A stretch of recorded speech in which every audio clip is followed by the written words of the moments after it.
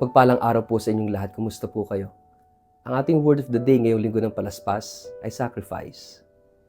Sa pagpasok natin sa pinakabanal na linggo ng taon, ang mahal na araw, hinihingi sa atin ng simbahan na huwag lamang makinig, kundi pumasok sa kwento.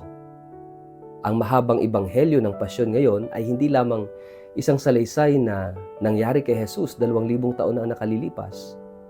Ito ay salamin ng ating sariling buhay. Ito'y kwento ng tao, ng kanyang pag-ibig at pagtataksil, ng kanyang kahinaan at pag-asa. Ngunit higit sa lahat, ito'y kwento ng Diyos na nagmahal hanggang wakas. Kaya ang salitang bumubuod sa lahat ng ito ay sacrifice, alay o handog. Ang buong pasyon ay isang dakilang handog, hindi sa pilitang ibinigay, kundi kusang loob na inialay. Nagsimula ito sa isang madilim na desisyon, ang pagtataksil ni Judas. Sa halagang 30 piraso ng pilak, ipinagbili niya si Jesus. Isang napakababang halaga para sa isang napakadakilang relasyon. Ngunit kung tutuusin, hindi ba't ito rin ang nangyayari sa atin? Ilang beses na rin nating ipinagpapalit si Kristo sa mga bagay na panandalian, sa kasalanan, sa kaginhawahan, sa takot na mawala ang ating seguridad. Sa bawat pagkakataon na pinipili natin ang sarili kaysa sa Diyos, may bahagi ng ating puso na nagiging tulad ni Judas. Ngunit sa kabila ng pagtataksil, nagpapatuloy ang pagmamahal ni Jesus. Sa huling hapunan, hindi nga siya nagreklamo. Hindi siya nagtanong kung bakit siya ipagkakanulo. Sa halip, ginawa niya ang isang bagay na lubhang mahiwaga. Inialay niya ang kanyang sarili sa anyo ng tinapay at alak.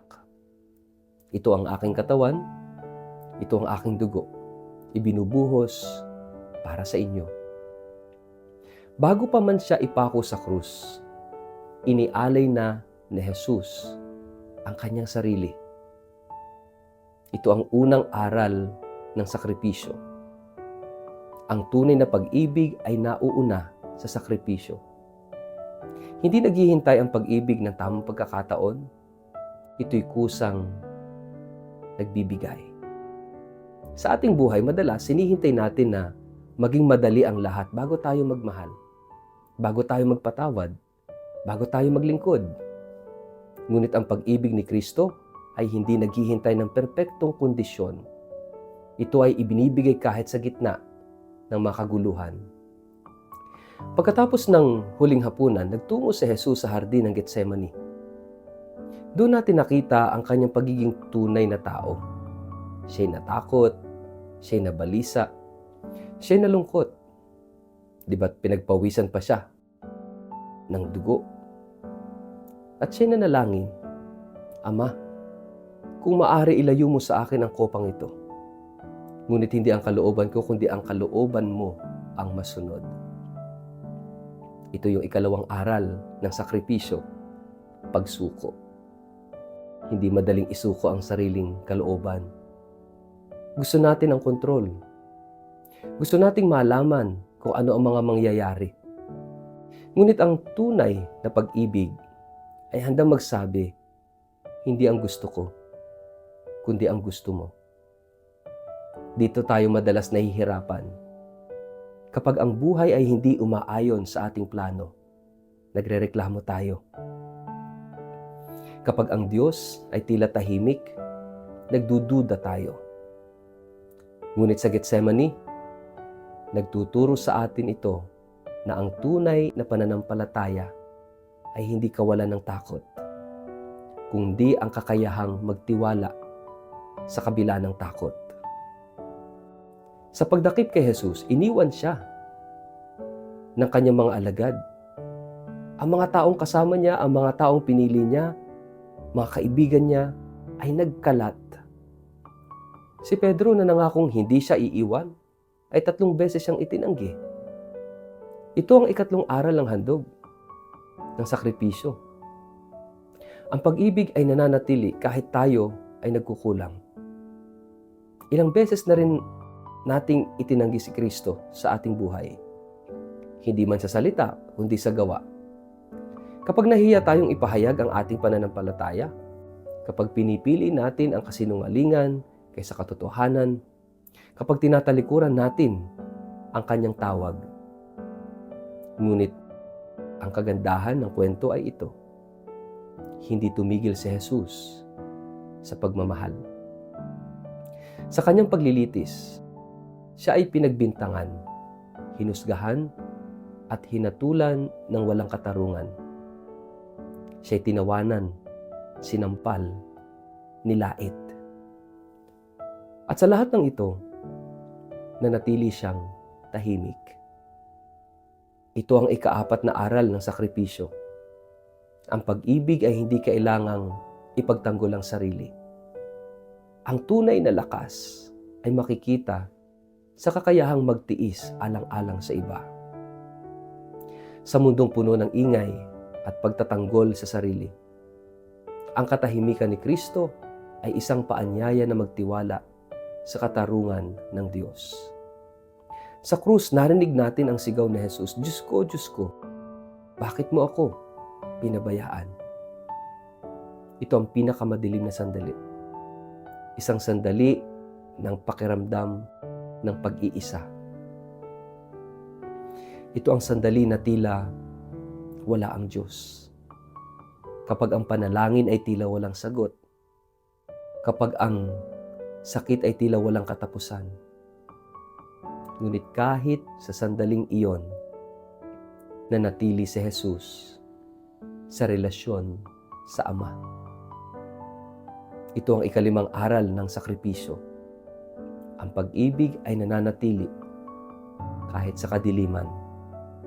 At sa huli, sinabi niya, naganap na.